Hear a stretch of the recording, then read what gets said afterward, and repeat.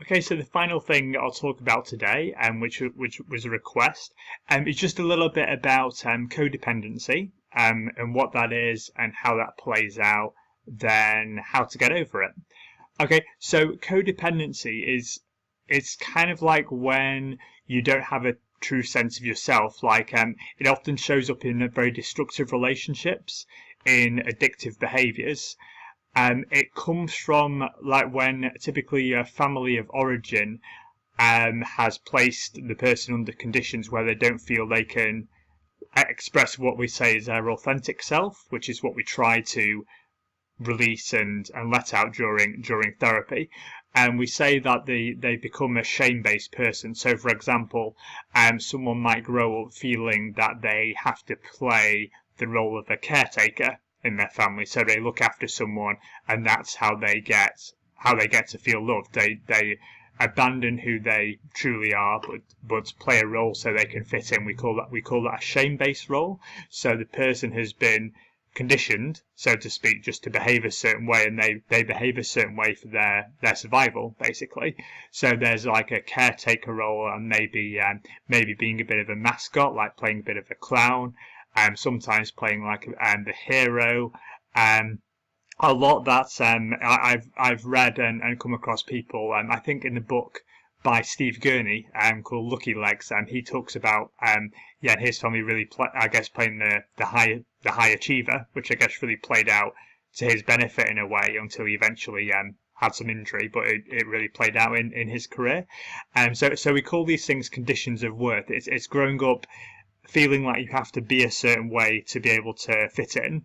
And then therefore this drama tends to repeat itself. So we attract people, maybe also codependent people, maybe just people with addictive tendencies, or perhaps narcissists.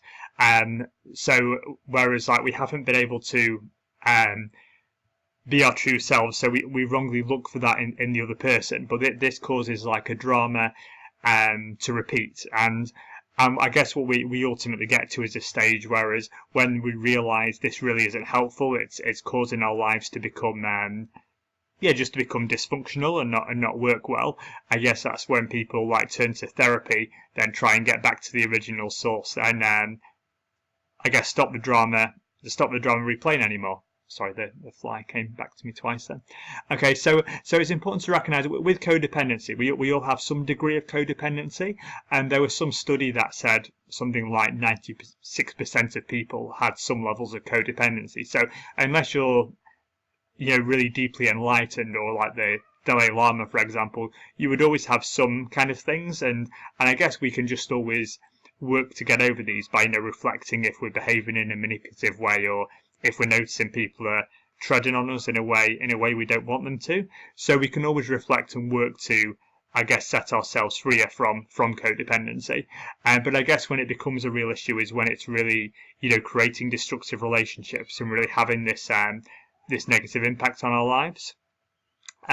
So sometimes maybe if it's happening in different relationships, that's often a thing that people come to therapy with. In a relationship, for example, you're maybe playing this over caretaker role, like in a relationship with a narcissist, or maybe with a highly addictive person, and then that can be a point maybe people look back and think, was I just doing that in the past with my family? And then we kind of look back on that and try to I guess just to release these conditions of worth, we try to give this person-centered feeling in the therapy of again, just accepting all the feelings that come out, and allowing, I guess, the client to regress in almost to feeling like a child as to what they maybe wanted that they didn't actually get from their parents, and I guess through letting that come out, and then allowing that inner child wound to heal, and then they can ultimately come through and create more destructive relationships. So so it's a very big thing. So the key thing is, yes, it's a shame-based role. It's so we've been squashed to behave a certain way, but then we find out that doesn't work later. So then we become more codependent. Often I use this analogy with clients, like if we think of letters, like think of an A shape. Okay, so an A shape is very much like a codependent relationship. So you have two people which don't have an authentic sense of self, and they're just kind of like caving in on each other until and it just caves in and becomes more and more drama filled and more chaotic until one pulls away and then ultimately gets the help that they need. And in contrast, what we try to make in through therapy is H-shaped relationships. So and I can't do the middle bit very well, but okay, it'd be like that, I guess. So here, whereas each person would be interdependent, so they would have a good sense of themselves, their own spirituality, their own hobbies and general life, but they would be connected because the other person will still add something to their life. So it's that type of relationship we try to create. So I guess I work with people sometimes who are the codependent one, who are working to to free themselves and to make more constructive relationships by looking at their past. Also, I've worked with people who are kind of sometimes supporting people who do have addictive tendencies. So whereas they're working on their own codependence, they're also helping pass a lot of things back to their partner. Like I said in my last post on I mentioned the adult communication in another post. It was on